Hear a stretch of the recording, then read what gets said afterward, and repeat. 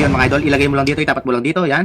Tapos ganyan mo lang. Oh, parang walang binabalat, no? Hindi katulad nung ganyan, nahihirapan. Ayan, tingnan natin yung pako mga idol, napuputulin tong pliers natin kung mapuputol niya.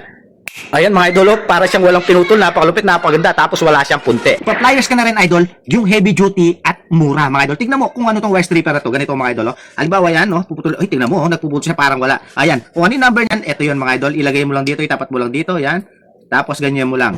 Oh, parang walang binabalat, no? Hindi katulad nung ganyan, nahihirapan ka, tapos mapuputol pa siya. Kaya nga meron siyang wire stripper, napakalupit mga idol, oh. Tingnan mo, oh. Tingnan mo, napakadali magbalat pag meron siyang wire stripper. Oh, no? Kaya magpa-pliers ka na rin mga idol, yung maganda at heavy duty mga idol. At mura pa. Alam mo mga idol, alam mo saan gawa tong ano niya, yung talim? Sa chromium vanadium alloy steel, kaya kahit pa ako kaya niyang putulin. Kaya kahit tong wire na to, para ka lang naglalaro na walang ginagawa mga idol, oh. Napakalupit at napakaganda mga idol.